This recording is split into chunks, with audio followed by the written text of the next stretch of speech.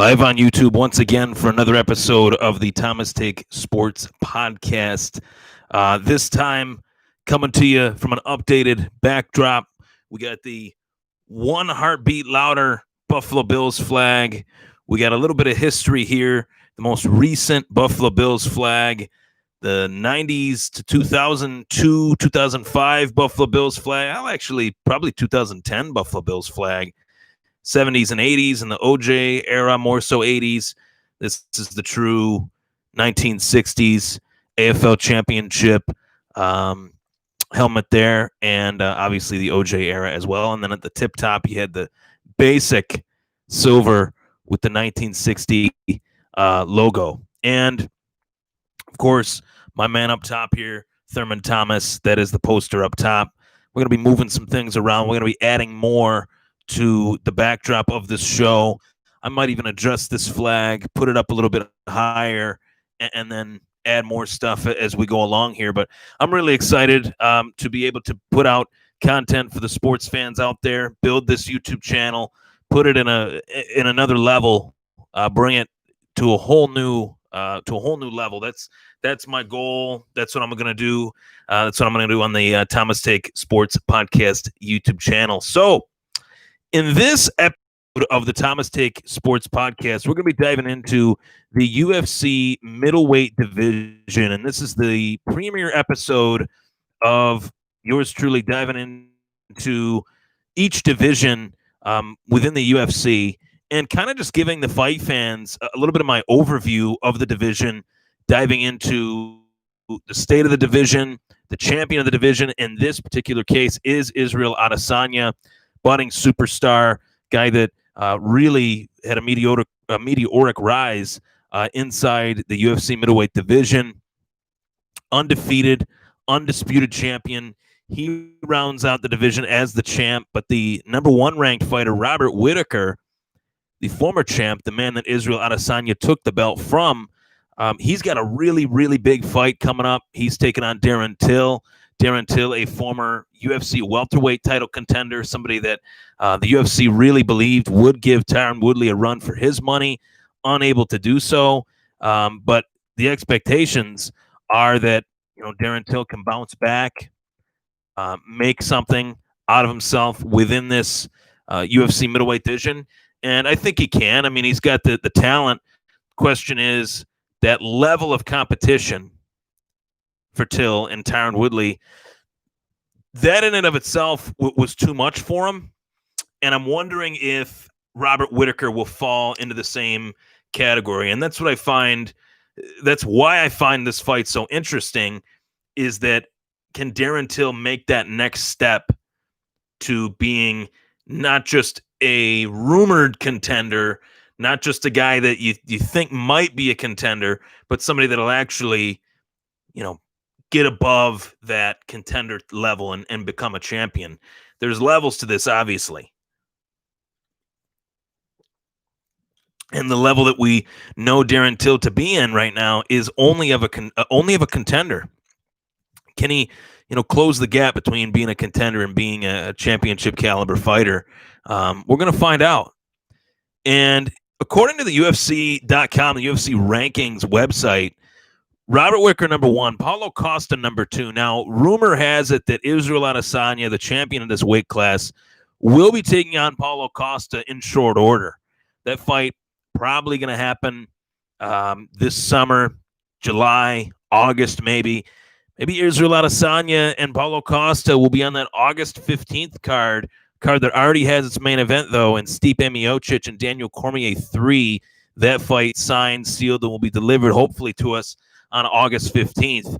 Israel Adesanya and Paulo Costa, that's a fight that you look at a lot of the fights in the UFC right now. There's a lot of really good matchups, no doubt about it. But one fight that I really want to see right now is Israel Adesanya versus Paulo Costa. Stylistically, I think that Paulo Costa could really pose a threat, dare I say, to Israel Adesanya. A true champion in Israel Adesanya and a true challenger who I think will be a true challenge for Israel Adesanya. You're coming off of a performance in the case of Izzy that was not that dominant, was not a performance that I think fight fans can look at and say, man, that was really something. Man, that blew me away. I think Israel Adesanya, the pressure is on, dare I say, for Israel Adesanya to somewhat go beyond that first level of being a superstar and having that shining moment as a superstar. I don't really know if Israel Adesanya has had that quite yet as a champion. Oddly enough, he's had more shining moments as a contender on his quest of becoming champion. Shining moment, you could say, obviously, was his championship winning performance, but since he has won the belt, obviously, he has not further cemented himself as a true superstar with his performances. He needs to do better as a champion in order to really build a name and make a name for himself. I'm really looking forward to Israel Adesanya and his performance in this Paulo Costa fight. So you have Adesanya with the C in his ranking. You have Paulo Costa, who's number 2. Number 1, Robert Whittaker, is going up against number 4, Darren Till. Number 3, Jerrod Cannoneer. Jerrod Cannoneer has had a great run here in the UFC. Multiple weight class fighter, really had to find his footing at 185 and has done so. He's taking on Jack Hermansson in a couple weeks. I'm really looking forward to that fight. Actually, Cannoneer and Hermansson, I have to look up the date for that because I actually think it is sooner than a couple weeks. Hermansson and Jack Hermansson is tough as well. You know, top 6 fighter. A couple months. I'm getting that confused with another fight. Am I? No, they fought. Who is fighting? What the hell am I doing? Yeah, Jerrod Cannoneer is coming off a win over Jack Hermansson. I think Cannoneer might be in line for Yoel Romero. That's what I was reading. My bet on that. So, yeah, Yoel Romero is listed at 5. Cannoneer is listed at 3. There's also been rumors that Cannoneer could face Calvin Gastelum, who is number 7, who gave the champ Israel Adesanya a real run for his money in their interim title fight. So that could be next. As far as who is a guy in this division that I really like, that I think will end up being a true contender or an outlier in the division that maybe not that many people know about. A guy that I really like in the UFC Middleweight Division. And there's always one guy in every division that you really like, but Ian the Hurricane Heinisch, he has a record of 14-3. This guy is durable. He can take a punch. He can give a punch. I really loved his last performance against Manshert, which was June 6th. He hasn't really had that big win yet. He fought Derek Brunson and lost via decision. So he really needs to get a step up in competition. Did fight Carlos Jr., who was, rated as a 15th ranked middleweight in this division. But I look at Ian Heinisch and say that guy's got something. He's got something to his skills, and I think he'll only get better as he continues to fight, as he gets his feet wet inside the UFC. Majority of the reasons why a lot of these guys don't do too well right out of the gate, they're just not used to that spotlight, not used to commanding that spotlight of, being a UFC fighter under these bright lights of the UFC. And I really look forward to seeing how these guys make that happen. How do they translate to this division as they continue to fight within the division? How do they translate to the quote unquote step up in competition? I think that'll be really fun to see and fun for us to kind of dive into. Realistically, though, 185 has always been a very interesting division in the UFC's history, dating back, obviously, to the days of Rich Franklin, hell of a champ, company man. He gets dethroned by Anderson Silva. And when Anderson Silva was on the come up, a lot of people thought, well, Anderson Silva, here's a guy that is going to be looked at as one of the most unique fighters in UFC history. Unique in the fact that we had never seen a striker quite like Anderson Silva before Anderson Silva, and maybe even since Anderson Silva. A lot of these guys that have come along, whether it's John Jones or some of the more elusive strikers, I would say Jones or Israel Adesanya, a lot of these guys, Stephen Wonderboy Thompson as well, that have this elusive karate-based striking style where they're rushing in and out, sticking and moving really well. You know, they base that style off of Anderson Silva, but I don't think there's any fighter that has been able to bring it in a fashion that Anderson Silva did. And that brings me to my next question within the division. Is Anderson Silva ranked as a UFC middleweight right now? I don't think he is. If I go to the UFC rankings at middleweight and do the Google search on that, I don't think Anderson Silva is a ranked fighter right now. And, you know, rightfully so. He hasn't fought in quite some time, hasn't won a fight in quite a while as well. So, you know, that makes sense. But at 45, do we have some matchups for him that make sense at middleweight?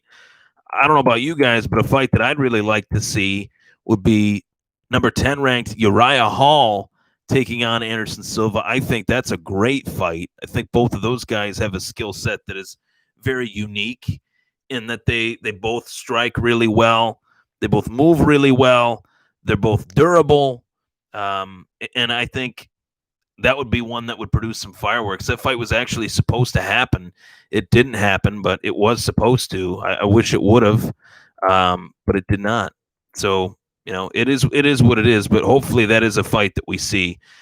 Guy in this top 15 that I'm really wondering what is next for him is Yoel Romero. I mean, that last performance against Israel Adesanya for the title, it was a lackluster fight, but I can't even really blame Israel Adesanya for that. I more so blame Yoel Romero and just his ability as the challenger to not really want to take it to Israel Adesanya, not wanting to press forward, not wanting to go toe-to-toe, not wanting to really engage at all in that fight. And for a guy that is 41, 42, for him to not want to engage in a fight with the champ in Israel Adesanya, that was a little bit odd to me. That didn't make much sense to me as to why that was taking place. So I really wonder what's next for him. Is he going to retire? Is he going to go in a different direction? You know, that is a storyline that I think is intriguing as well. And that's a fight for Anderson Silva that I think would be very interesting. And I really don't want to see Anderson Silva get fed to the wolves, but at the same time, if you're willing to eat with the dogs, you got to be willing to bite. I think that's my analogy for Anderson Silva. Derek Brunson at number 8. Do they put him in there with Kelvin Gastelum? Derek Brunson, you know, for the life of me, this is a guy as well that he's 20-7. He's a UFC vet. He's got 11 wins by knockout, 3 wins by submission, and 5 wins by decision. He's a good fighter. There's no doubt about it. But his last fight was in August of 2019 against Ian Heinisch, who I mentioned before. And, you know, they had a lot of bad blood in a fight between Derek Brunson and Israel Adesanya that was at UFC 230. And Israel Adesanya knocked him out. Ever since then, it's like Derek Brunson has fallen off the face of the earth. So what I really see within this division is that Israel Adesanya really took this division over. He pulled a Conor McGregor, dare I say it, in the UFC middleweight division, similar to the way that McGregor kind of took over 145 the way that he did. I mean, in utter phenomenal fashion, just dominated Robert Whittaker, dominated Yoel Romero, dominated Kelvin Gastelum. I wouldn't say dominated, but dominated in the moments that mattered the most in order to win the fight. Dominated Derek Brunson. I would have loved to have seen him fight, you know, somebody that was a little bit more of a high-flying striker, maybe a Luke Rockhold, but Rockhold, you know, obviously had the career downward spot to happen, and nor should it have happened. But I would have just liked to see that fight happen just from a fan perspective. Israel Adesanya and Luke Rockhold, I felt like that would have been a really good one. Chris Weidman is moving back down to 185. He's going to get another fight, 185. I'm really curious to see what happens with Weidman and his career, former UFC middleweight champion. that dethroned the great Anderson Silva in the fashion that he did in the first fight, and then the second fight, obviously the leg kicks, but the checked leg kicks actually from Chris Weidman. And 36 years old, going back down to 135 or to 185. 36 years old, going back down to that weight class. I don't know, man. I really wonder what is next for him. As far as even with a win, what could possibly motivate this guy to get back to where he needs to be? And Dominick Reyes was his last fight at light heavyweight. We'll talk about him as we continue to preview these divisions. But the UFC Middleweight Division, what a changing of the guard it has been in the UFC Middleweight Division, going from having Luke Rockhold as the 185-pound champ, being a guy that everybody thought, myself included, this guy would be a champ for many years to come. He takes on Michael Bisping on short notice, and that was all she wrote. That was the end of that title reign, and it was one of the biggest upsets in MMA history, no doubt about it. But it threw the division for a loop, threw everyone for a loop. So I'm looking forward to seeing how this division continues to evolve, to go from Weidman, who knocked out Anderson Silva, to eventually lose to Luke Rockhold. Rockhold loses to Bisping. Bisping loses to George St. Pierre eventually, and it wasn't in this order, but Bisping defended the title against Dan Henderson in a very close fight, I thought. GSP then wins the title, vacates it. Robert Whittaker gets promoted from interim champ. He has his fights with Yoel Romero, which were all-out slobber knockers, and then he takes on Israel Adesanya eventually, and that was all she wrote for Whittaker in his tenure as champ. And now Adesanya is on this trajectory. And I mean, if you want to make a case for a fighter that has superstar potential written all over him, I think Israel Adesanya is a superstar. Have there been things that haven't really allowed him to fully develop as such? I think so. Things that are far out of his control. I think he would have fought sooner here in 2020 than what he eventually will fight. As far as the date, looks like probably July or August for Izzy, maybe September. I would hope not September, because let's face it, we got to get this guy back in the octagon. We got to get Israel Adesanya back in there. He needs to be back in there. So that is my overview of the UFC 185-pound division. Very much looking forward to what takes place in this division. I think this division is only getting better. But Israel Adesanya, man, that guy's got superstar potential written all over him. Take care, everybody, and thanks for tuning in.